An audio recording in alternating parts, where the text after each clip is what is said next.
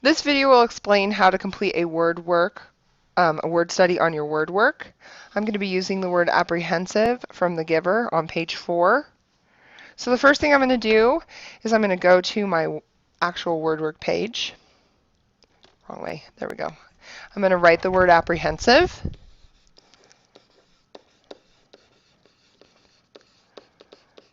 I'm going to make sure I include the text title, the giver.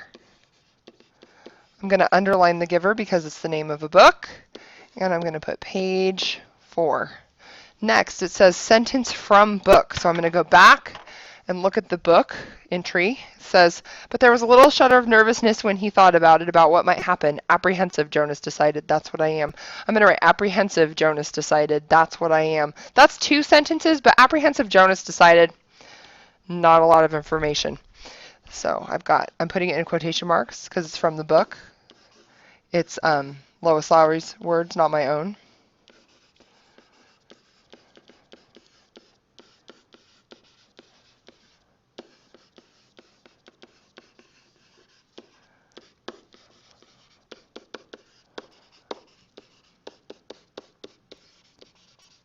And I'm ending with quotes again. Now the next part is the definition prediction. I'm going to predict what I think this word means. So I'm going to go back and look at more context. Apprehensive, Jonas decided, that's what I am. It doesn't tell me a whole lot except that's how Jonas feels right now. So I'm going to go back. I'm going to start here. He had waited a long time for this special December. Now that it was almost upon him, he wasn't frightened, but he was eager, he decided. He was eager for it to come, and he was excited, certainly. All of the 11s were excited about the event that would be coming so soon, but there was a little shudder of nervousness when he thought about it, about what might happen. Apprehensive, Jonas decided, that's what I am. So I know that he is feeling this way, and he also says that he feels eager, he thinks he feels eager, he feels excited, and he feels nervous. So it seems to me that apprehensive might mean that you're excited, but you're nervous at the same time.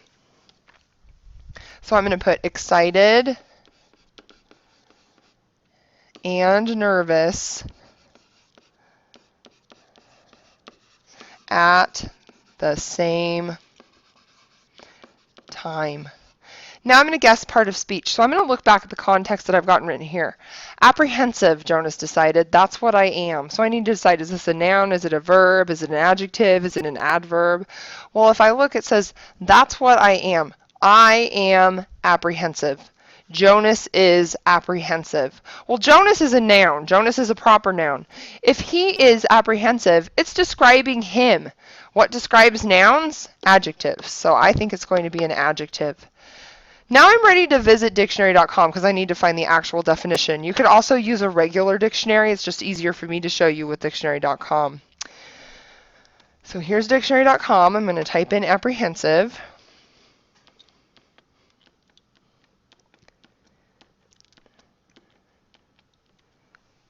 It always leaves off that first letter. There we go. And I'm going to search. Apprehensive. If I scroll down, here's the entry for apprehensive. I can click on the speaker. It will say it for me. And then there's 3 definitions. 1, uneasy or fearful about something that might happen. 2, quick to learn or understand. Or 3, perceptive or discerning. Well, from these choices, it seems like the one that fits best in the text I'm reading is uneasy or fearful about something that might happen. Always make sure it's the one that makes sense for what you're reading.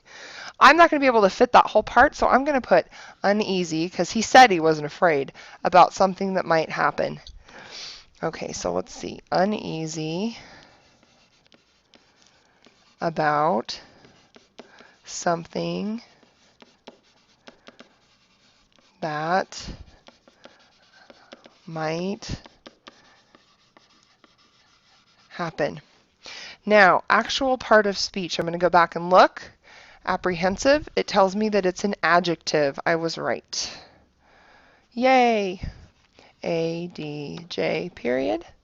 Pronunciation. This is the old school speaker. Remember we talked about back in the day, like when I was in school, there was not a speaker in the dictionary. You could just push. So you'll notice right after the speaker, here's the pronunciation.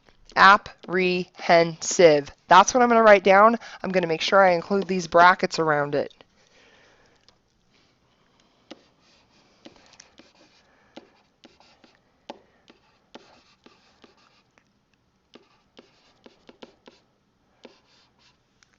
Other forms of the word. Let's see. Related forms. Apprehensively, apprehensiveness, non-apprehensive, over-apprehensive, over-apprehensively. I'm going to include the two first ones. You need to have at least two related forms.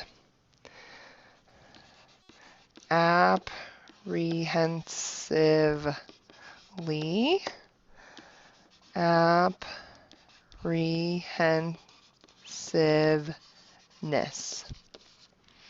Okay, next one says etymology. What language did the word come from? So we're trying to figure out, where did this word start?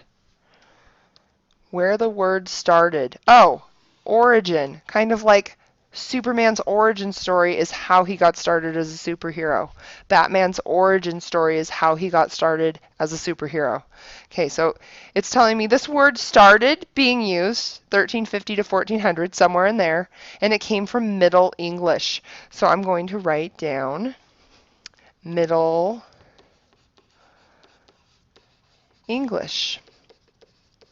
Now we're going to talk about the prefix, the base or root word, and the suffix. Remember, not all words have prefixes. Not all words have suffixes.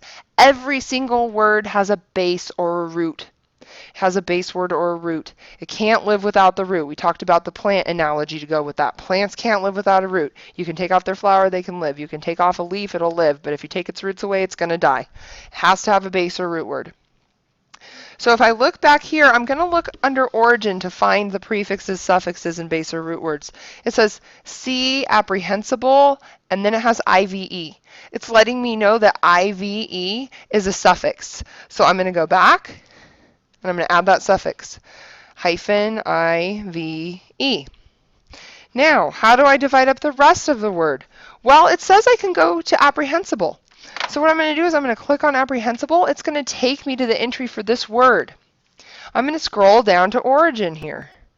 I'm also going to get rid of all this green writing. All right, so if I keep looking, it says C apprehend plus T. Well, I know that apprehend, when we looked at it before, it didn't have the T on the end, so I'm not going to include that, and I'm not going to include ibble either. So I'm just going to go straight to apprehend. I'm going to scroll down to origin again. Let's see. Equivalent to app plus prehender, which is pre plus hender. So it's letting me know that app is a prefix because it's got that little hyphen after it. Pre is a prefix. It's got that little hyphen after it. So this word has two prefixes. And then hender, there's my root. Okay, so I'm going to go back to my word work. I'm going to note those prefixes, app and pre. And then the base or root word was hender. If somebody turned this into me and they just had hence, I would accept it, because that's where that hender comes from. That's where it is. So I'm going to put hender because that's what I found. But if you had hence, that would be fine. Okay, synonyms. Now sometimes when I go to dictionary.com, there will actually be synonyms on the page of the word. We're going to make sure we go back to apprehensive first.